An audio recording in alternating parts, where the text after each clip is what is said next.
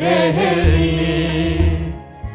आशीष पाने आया हूँ मैं, आशीष पाने आया हूँ मैं। तेरा बुलावा सुना, कदम तेरी ओर बढ़े। तू ही है आसरा है मेरे नाथ, तू मार्ग सत्य और जीवन सदा। तू ही है आसरा है मेरे नाथ, तू मार्ग सत्य और जीवन सदा। अब्बा आया हूँ मैं, मेरे अब्बा यहाँ हूँ मैं।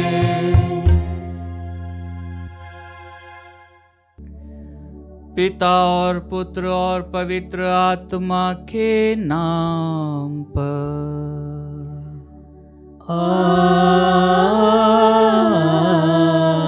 आमीन। हमारे प्रभु यीशु क्रिस्त की कृपा, ईश्वर का प्रेम और पवित्र आत्मा का साहचर्य आप सबों को प्राप्त हो। और आपकी आत्मा के साथ। क्रिस्त में मेरे प्यारे भाइयों और बहनों, आज हम सभी छठे सप्ताह के सामान्य काल में प्रवेश करते हैं।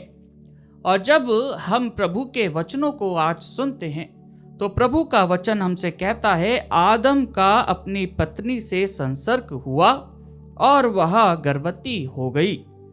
उसने काइन को जन्म दिया और कहा, मैंने प्रभु की कृपा से एक मनुष्य को जन्म दिया है। हाँ क्रिस्त में प्यारे भाइयों बहनों, ईश्वर ने मानव जाति को अपने सदृश बनाया और ईश्वर को मानव अच्छा लगा। उसने उसे अपने पास में रखा, लेकिन मानव ने ईश्वर की योजना को नहीं समझते हुए उसके प्रति पाप किया और उसकी आज्ञा का उल्लंघन किया। पुराने विधान में पाप अगर हम देखेंगे तो पाप वही है जो ईश्वर की आज्ञा का उल्लंघन करता है, वही पाप करता है और वही पाप है। हाँ क्रिस्त में प्यारे भाइयों बहनों, ईश्वर ने हम सभी को अपने सदृश बनाया। क्या हम अपने आप में ईश्वर को देखते हैं? क्या हम अपने आप को ईश्वर के सदृश पहचानते हैं? जब भी हम आईने के सामने या दर्पण के सामने हम खड़े होते हैं तो क्या हम उस ईश्वर को देखना चाहते हैं? क्या हम अपने आप में उस ईश्वर को देखते हैं? हाँ क्रिस्त में प्यारे भाइयों बहनों, और आज के सुसमाचार पाठ में भी हम यही पाते हैं कि किस प्रकार मनुष्य एक चिन्ह की मांग करता है और ईश्वर का पुत्र प्रभु यीशु उनसे कहता है कि तुम्हें एक मात्र चिन्ह दिया जाएगा। और वह चिन्ह स्वयं प्रभु यीशु अपने विषय में कहते हैं। हाँ क्रिस्त में प्यारे भाइयों बहनों, जब हम प्रभु ईश्वर के कार्य को हमारे जीवन में देखते हैं तो हमारे जीवन में ईश्वर बहुत सारे चमत्कार एवं चिन्ह देता है, जिससे कि हम ईश्वर में विश्वास करते हुए आगे बढ़े।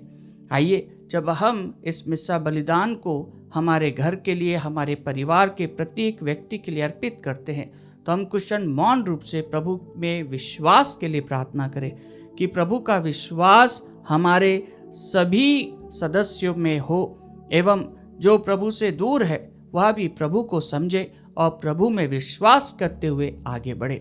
आइए हम कुछ क्षण मौन रूप से हमारे पापों को, गुनाहों को प्रभु के श्री चरणों में समर्पित करते हुए प्रार्थना करें।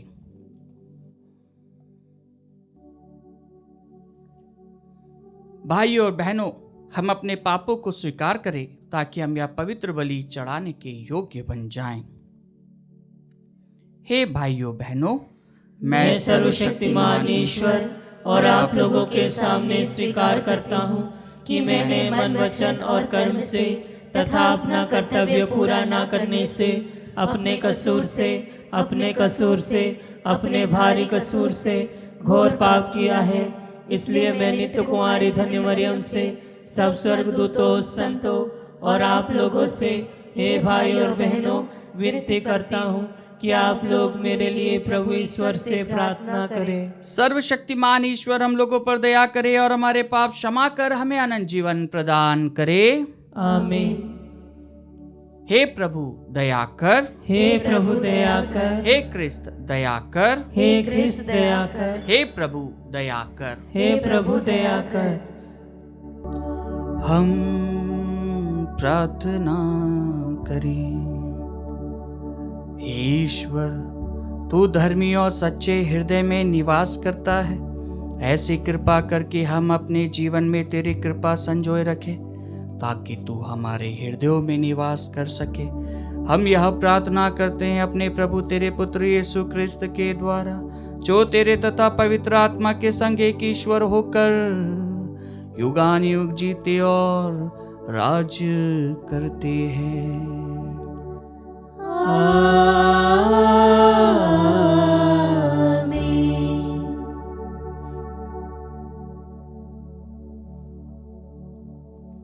प्रभु आपके हृदय जीवा को खोले, जिससे आप योग्य रीति से प्रभु की वाणी सुना सके। पिता और पुत्र और पवित्र आत्मा के नाम पर।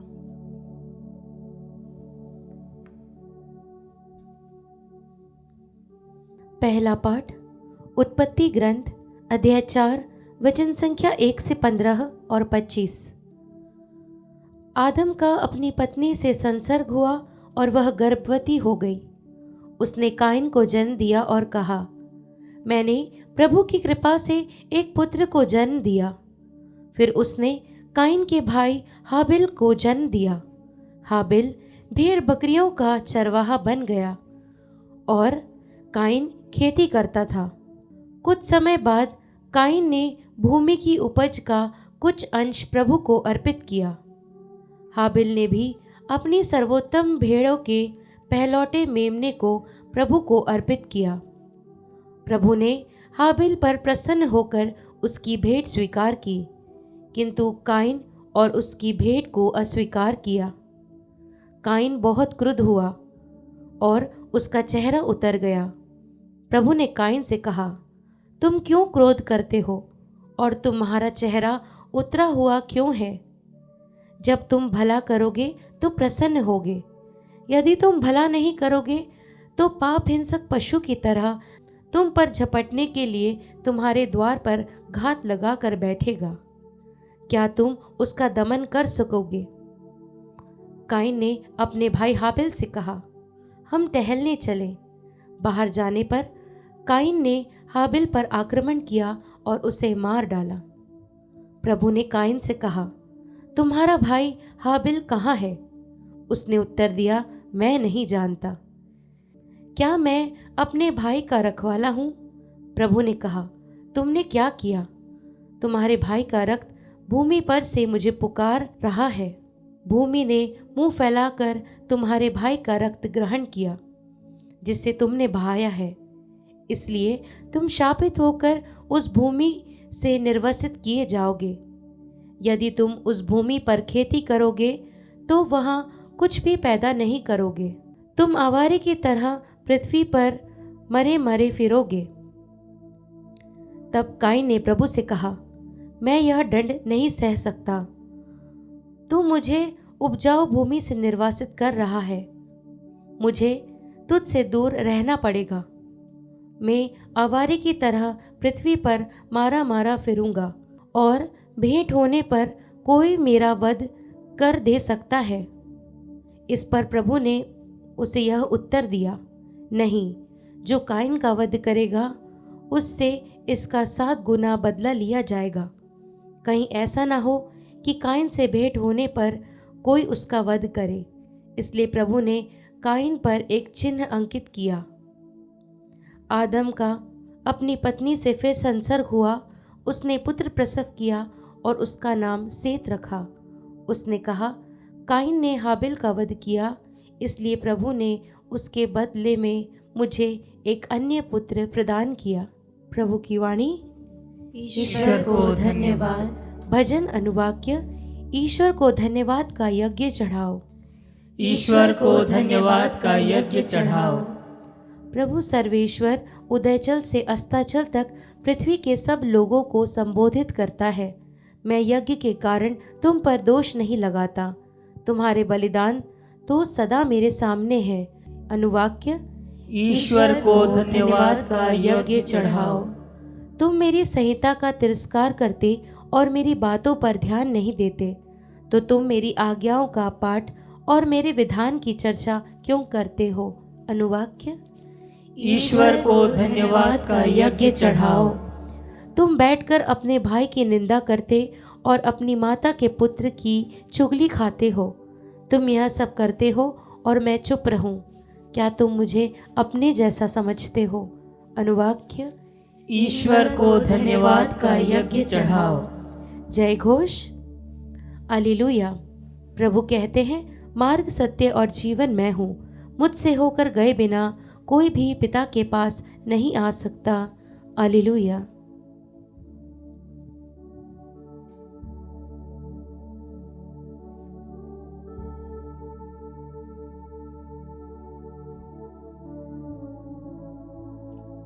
प्रभु आप लोगों के साथ हो और आपकी आत्मा के साथ। संत मार्कुस के अनुसार पवित्र सुसमाचार। हे प्रभु तेरी महिमा हो। फरीसी आकर यीशु से विवाद करने लगे।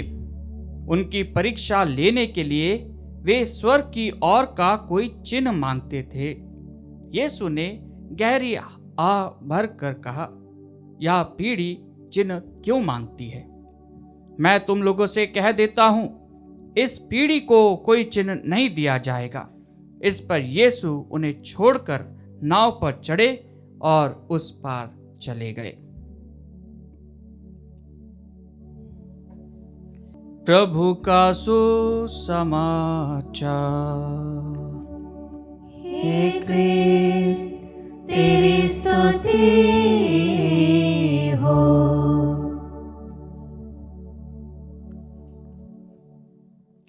क्रिस्त में मेरे प्यारे भाइयों और बहनों, आज के दोनों ही पाठों को जब हम सुनते हैं तो आज के दोनों ही पाठों में हम भावनाओं के बारे में सुनते हैं कि किस प्रकार से मनुष्य की भावनाएं व्यक्त की जाती है। प्रथम पाठ में हम क्रोधित, जलन और बहुत सारी बातों को देखते हैं कि किस प्रकार से हाबिल की भेंट स्वीकार की जाती है और वो क्रोधित हो जाता है और वो मुंह लटका लेता है और ईश्वर से प्रार्थना करते समय ईश्वर उसे यह कहता है कि तुम मारे मारे फिरोगे और कोई भी तुम्हारा वध नहीं करेगा।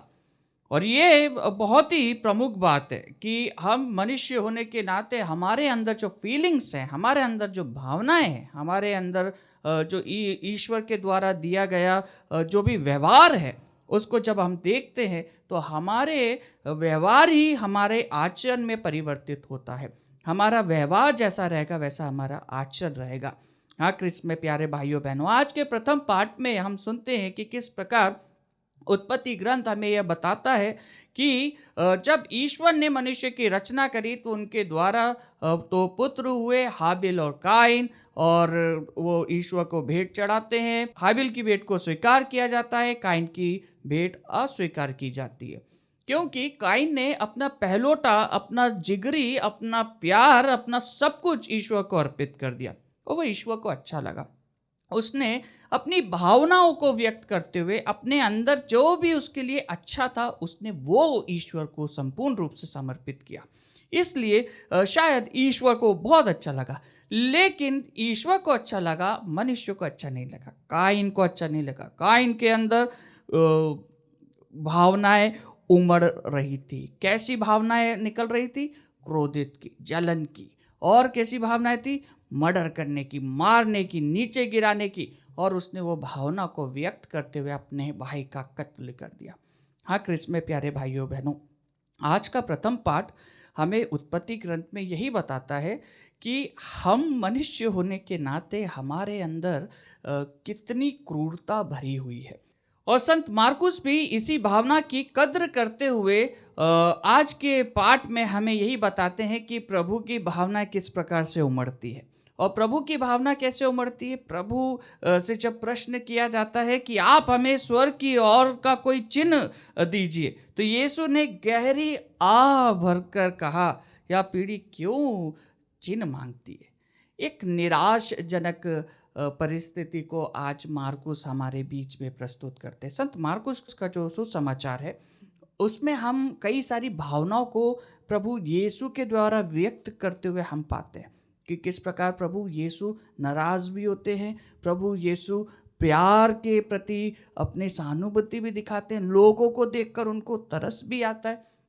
एक पूर्ण मनुष्य होने का दावा संत मार्कुस अपने पाठ में करते हैं और इसका साक्ष्य वो अपने प्रथम चैप्टर से, प्रथम पाठ से देना चालू करते हैं। क्योंकि सबसे पहले मार्कुस का जो सुसमाचार है उसके अंदर प्रभु का जन्म और प्रभु की मृत्यु नहीं बताई गई है।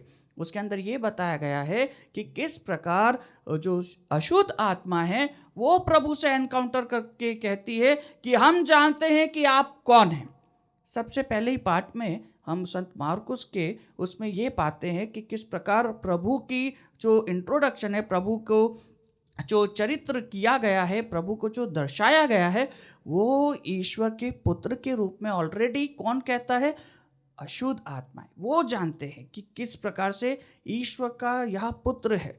और आप हमसे क्या चाहते हैं? मनुष्य उन्हें नहीं जान पा रहा था, लेकिन अशुद्ध आत्मा जान पा रही थी। क्यों? क्योंकि उन्हें मालूम था कि ये ईश्वर का पुत्र है। हाँ क्रिस्त में प्यारे भाइयों बहनों, आज के सुसमाचार पाठ में भी हमारे अंदर यही भावनाओं को उत्पन्न करते हुए संत मार्कुस बड़े योग्य तरीके से बताते हैं कि प्रभु से जब यह प्रश्न किया गया तो प्रभु को वो ट्रैप करना चाहते थे, प्रभु को वो झांसे में फंसाना चाहते थे, प्रभु को किसी भी प्रकार से प्रभु को गिराना चाहते थे। और जब वो प्रभु को गिराना चाहते तो प्रभु उनको चिल्लाता नहीं है, प्रभु उनसे नफरत नहीं करता है, प्रभु उन्हें प्यार भरे अपने ही मन में वह आह भरते हुए अपने ही मन में एक जो फीलिंग होती है उस फीलिंग को व्यक्त करता है कि ये पीढ़ी किस प्रकार से एक चिन्ह मांगती है। इन्हें ऑलरेडी सब चीज़ बताई गई है, संहिता के द्वारा ऑलरेडी इनको सब कुछ मालूम है, बट देन ऑल्सो वह एक चिन्ह की मांग करती है।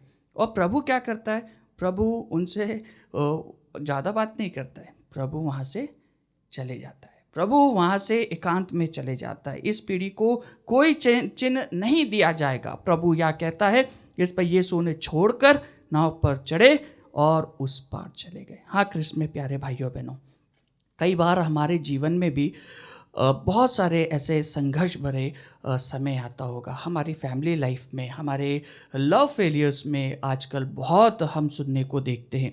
आजकल जब हम बच्चों से मिलते हैं, आजकल की जो नई पीढ़ी आ रही है, इनमें सबसे ज़्यादा लव फेलियर्स है। लव फेलियर ये आके शेयर करते हैं कि ऐसा हो गया, प्रॉब्लम्स है, ये है।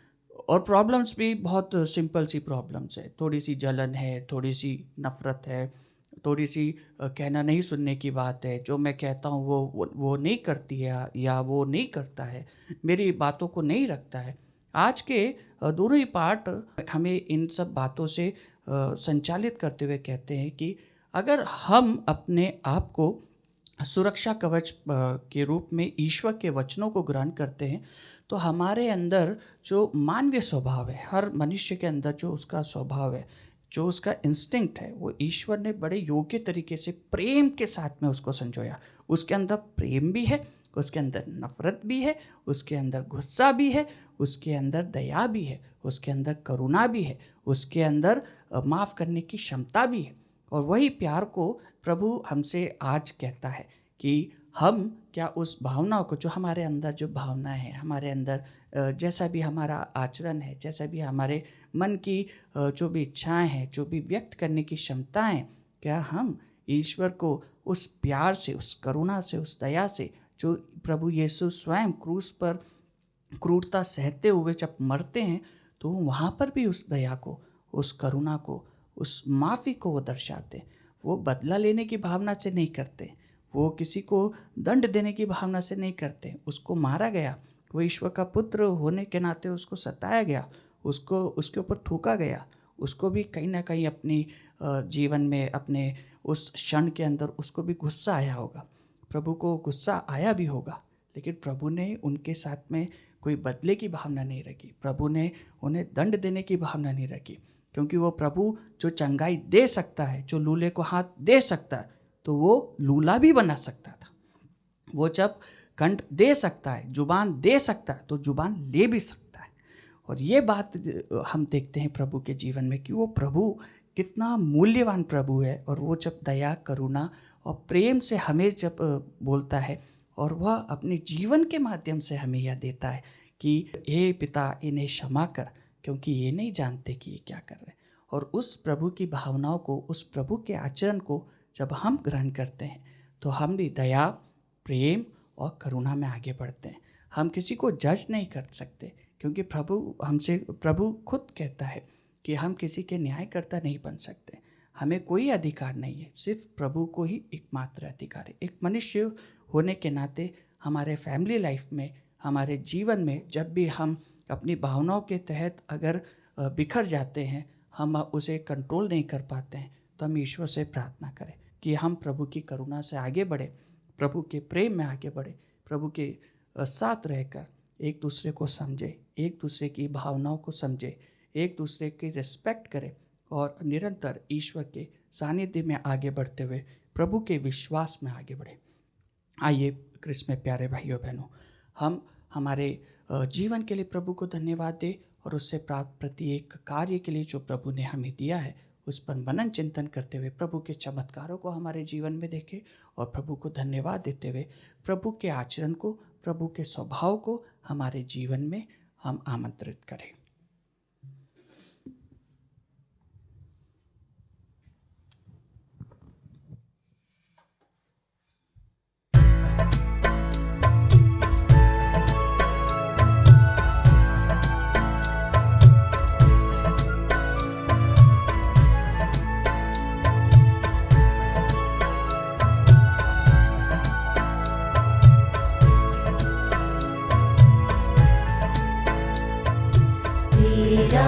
अभिनंदन शतवार, तेरा पूजन बारंबार। तेरा अभिनंदन शतवार, तेरा पूजन बारंबार।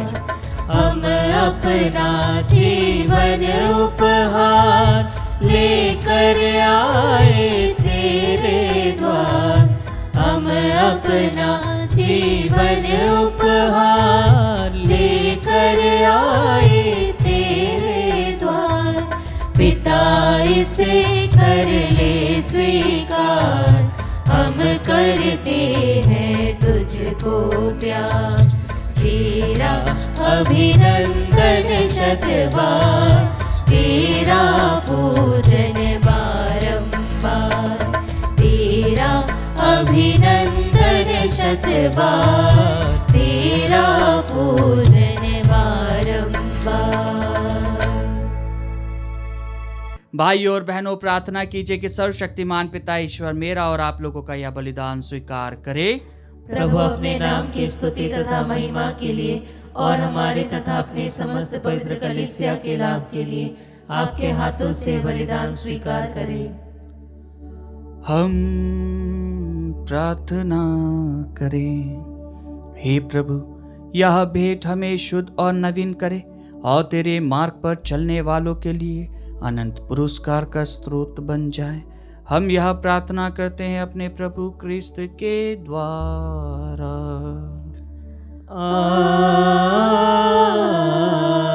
आमीन। प्रभु आप लोगों के साथ हो और आपकी आत्मा के साथ। प्रभु में मन लगाइए।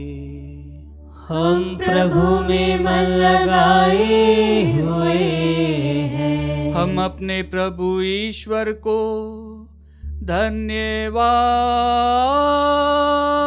दे। यह उचित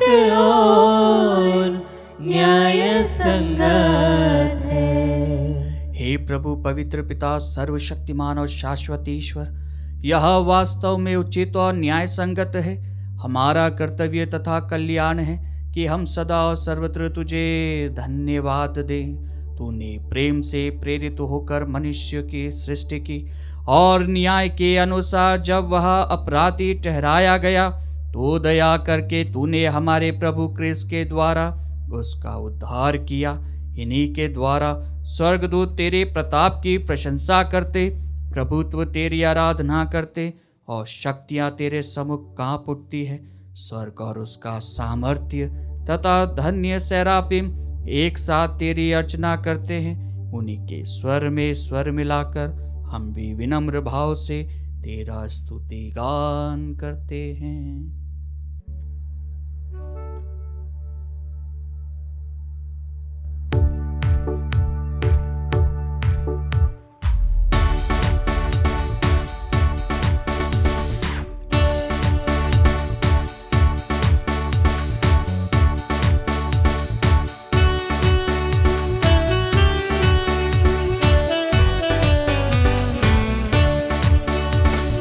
पावन अति पावन प्रभु ईश्वर अखिलेश्वर, पावन अति पावन प्रभु ईश्वर अखिलेश्वर।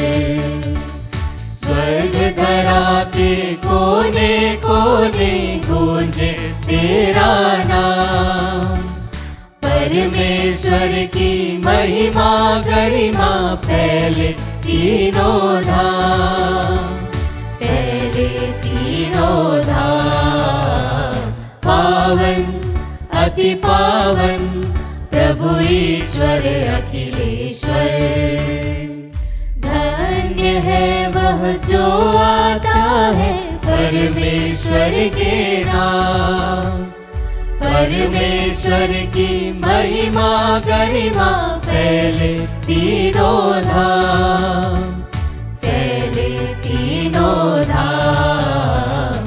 पावन अति पावन प्रभु ईश्वर अखिलेश्वर, पावन अति पावन प्रभु ईश्वर अखिलेश्वर।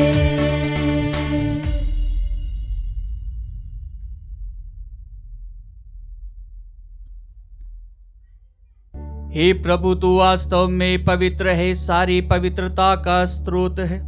हम तुझसे प्रार्थना करते हैं तू इन उपहारों को अपनी आत्मा के संस्पर्श से पवित्र कर दे कि ये हमारे प्रभु यीशु क्रिस्त का शरीर तथा रक्त बन जाए।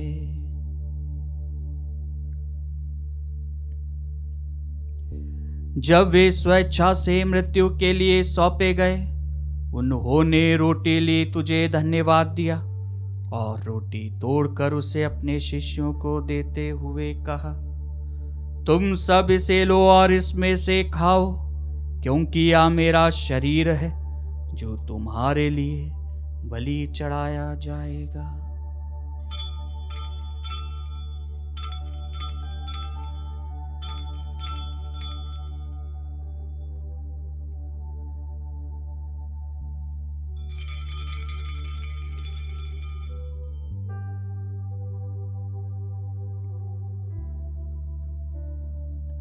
इसी भांति भोजन के बाद उन्होंने कटोरा लिया, तुझे धन्यवाद दिया और उसे अपने शिष्यों को देते हुए कहा, तुम सब इसे लो और इसमें से पियो, क्योंकि यह मेरे रक्त का कटोरा है, नवीन और अनंत व्यवस्थान का रक्त, जो तुम्हारे और बहुतों के पापों की क्षमा के लिए बहाया जाएगा।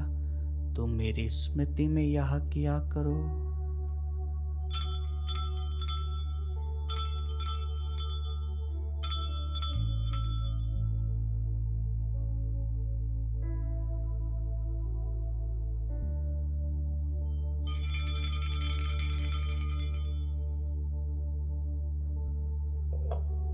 विश्वास का रहस्य।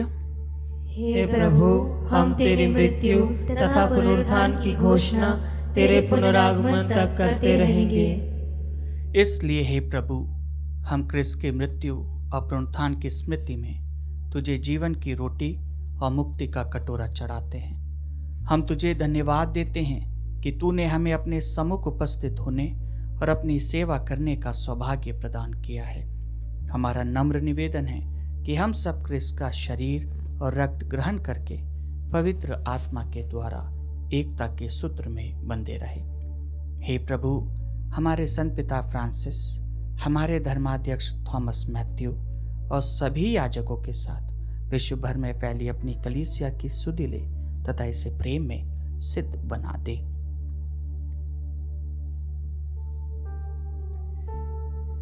हमारे उन भाई बहनों की भी सुधि ले जो पुनरुत्थान की आशा में परलोक सिधार चुके हैं। हम हमारे मृतक भाई बहन माता पिता का नाम लें।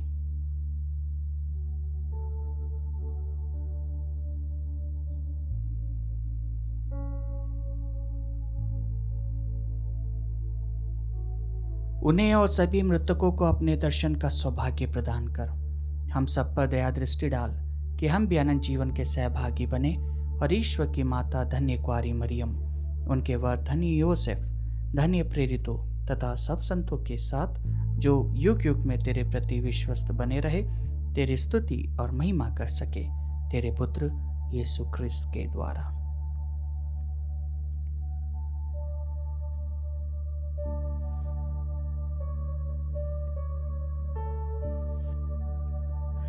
इन्हीं प्रभु ख्रिस्त के द्वारा, इन्हीं के साथ और इन्हीं में, हे सर्वशक्तिमान पिता ईश्वर, पवित्र आत्मा के साथ सारा गौरव तथा सम्मान युगान युग तेरा ही है।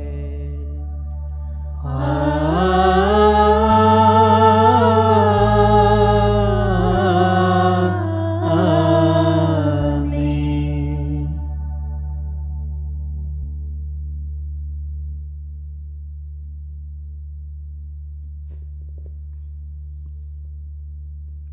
हम हमारी सभी प्रार्थनाओं को, निवेदनों को प्रभु के श्री चरणों में समर्पित करते हुए योग्य रीति से वही प्रार्थना दोहराएं जो प्रभु यीशु ने हमें सिखाई है।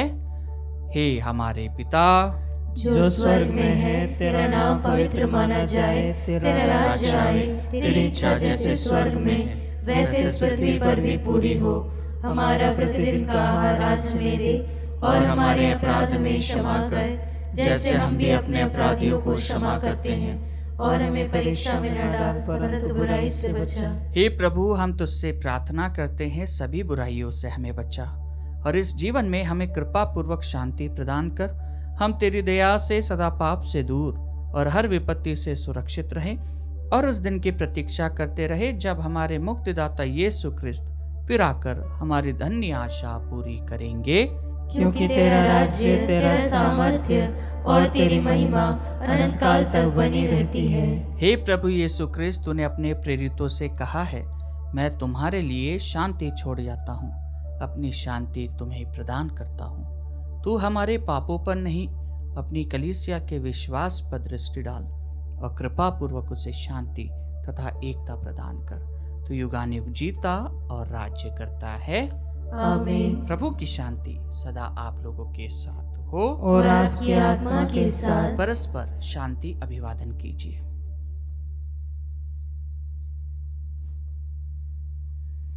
हे ईश्वर के मेमने, तू संसार के पाप हर लेता है, हम पर दया कर। हे ईश्वर के मेमने, तू संसार के पाप हर लेता है, हम पर दया कर। हे ईश्वर के मेमने, तू संसार के पाप हर लेता है, हमें शांति प्रदान कर।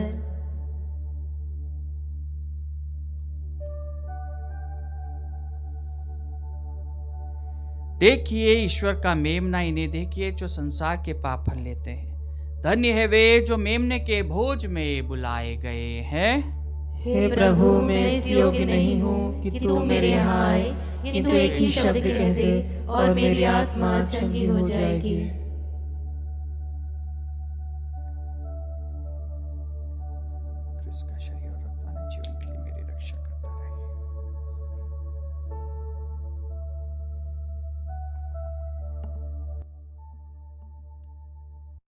हे मेरे प्रभु यीशु, मैं सारे हृदय से विश्वास करती हूँ कि आप पवित्र यूकरिस्ती संस्कार में उपस्थित हैं।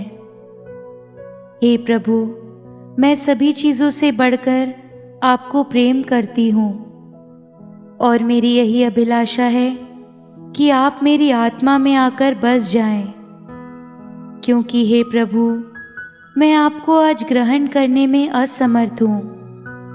हे प्रभु, आध्यात्मिक रूप से आकर मेरे हृदय में समा जाइए। हे यीशु, मैं आज आप में एक होना चाहती हूँ और आप में समा जाना चाहती हूँ। हे प्रभु, यह कभी ना होने पाए कि मैं आपसे कभी अलग हो जाऊं। आमीन। हम प्रार्थना करें। हे प्रभु, तेरी दया से हमने स्वर्गिक भोजन ग्रहण किया है। हम सदा उस भोजन के लिए ललायित रहे जिससे सच्चा जीवन प्राप्त होता है। हम यह प्रार्थना करते हैं अपने प्रभु क्रिस्त के द्वारा।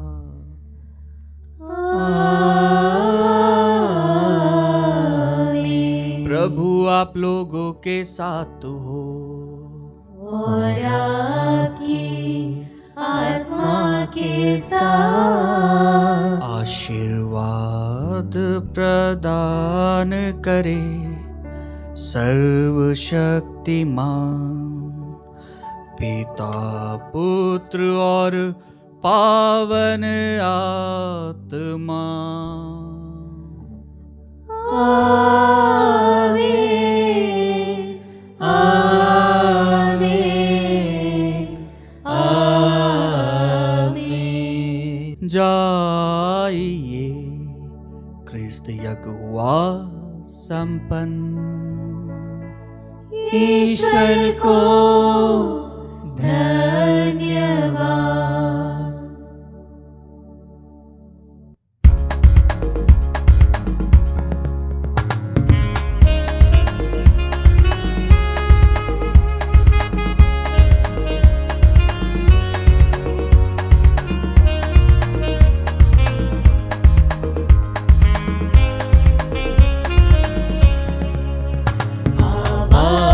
उठाएंगे हम, साज बजाएंगे, है यीशु महान अपना, यह गीत सुनाएंगे। आवाज उठाएंगे संसार की सुंदरता में, यह रूप तो तेरा ही, चांद सितारों में ये अर्श भी तेरा ही। महिमा की तेरी बातें हम सबको बताएंगे, है यीशु महान अपना, यह गीत सुनाएंगे।